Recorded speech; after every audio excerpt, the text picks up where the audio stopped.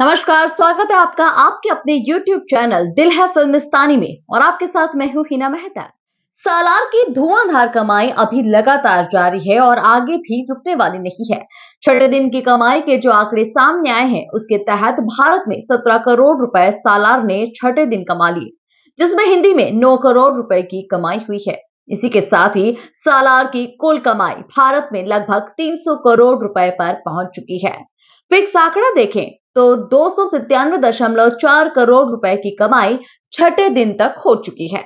हिंदी में 6 दिनों के बाद 86 करोड़ की शानदार कमाई इस फिल्म ने की है। पांचवें दिन तक फिल्म वर्ल्ड वाइड 501 करोड़ रुपए कमा चुकी थी। जिस रफ्तार से सालार की कमाई हो रही है उसे देखते हुए इस सप्ताह के अंत तक यानी रविवार तक भारत में 370 करोड़ और हिंदी बेल्ट में 120 करोड़ रुपए तक की कमाई का अनुमान लगाया जा रहा है। ये जो आंकड़े हैं ट्रेड वेबसाइट के द्वारा बताए जा रहे हैं, क्योंकि मेकर्स की तरफ से लास्ट अपडेट 3 दिन पहले वर्ल्ड वाइड कलेक्शन 402 करोड़ रुपए का बताया गया था। इसके बाद सालार के फेक कलेक्शन के आरोप लगना शुरू हो गए, जिससे मेकर ने कोई भी आंकड़े जारी नहीं किए। इसे लेकर एक वीडियो भी कल दिन भर सोशल मीडिया पर काफी वायरल होता रहा, जिसमें बताया जा रहा था कि मॉर्निंग का शो तो हाउसफुल है, लेकिन दोपहर और इवनिंग के शो खाली हैं। बहरहाल इन आरोपों में कितनी सच्चाई है ये तो मेकर्स के द्वारा आंकड़े जारी करने के बाद ही पता चल पाएगा। हालांकि पहले भी फिल्मों पर फेक कलेक्शन के आरोप लगते रहे हैं, लेकिन डंकी और सालार के क्लेश के बाद एक बात तो साफ हो गई है कि सालार को रोकने के लिए बॉलीवुड बाकायदा एक रणनीति से कार्य कर रहा है। डंकी की रिलीज डेट पहले 22 दिसंबर घोषित हुई थी।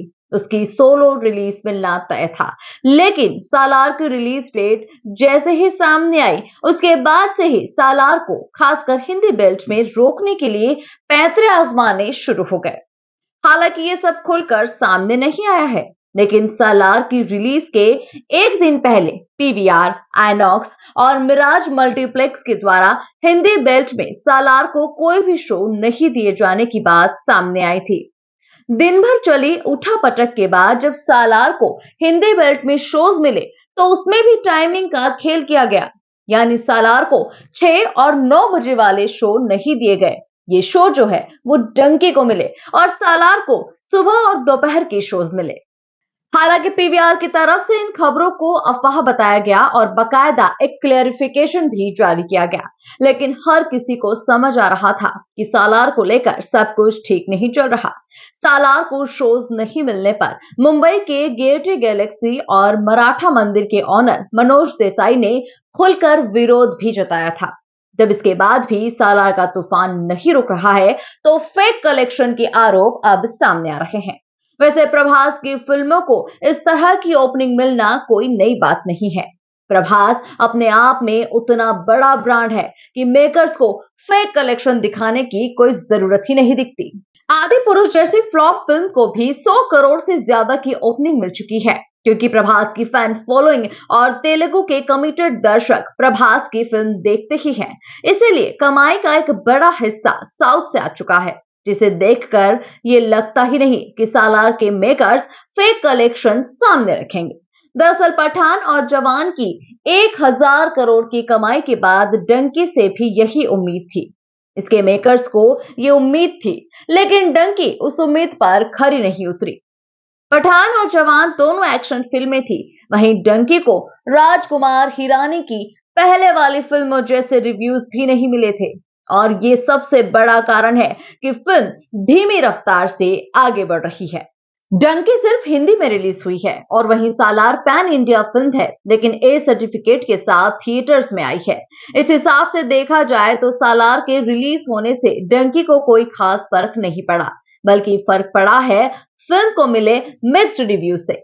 लेकिन सालार की डंकी के सामने रिलीज होने में बॉलीवुड में जिस तरह की अफरा तफरी देखी गई वो चौंकाने वाली है। बरसों से बड़े बड़े स्टार अपने बुरे दौर में साउथ का हाथ थामते हुए आए हैं और साउथ की फिल्मों की रीमेक बनाकर अपने करियर को चमकाते रहे हैं।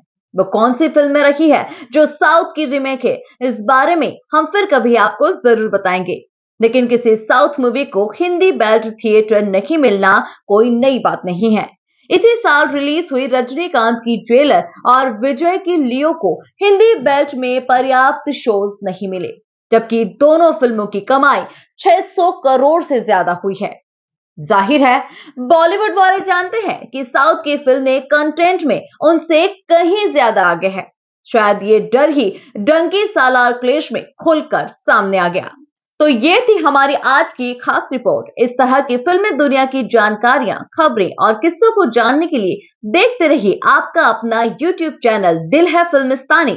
और अभी तक आपने चैनल को सब्सक्राइब नहीं किया है तो जल्द ही कर लीजिए। साथ ही वीडियो को लाइक और शेयर भी करना न भूलें। बाय बाय, फिर मिलेंगे।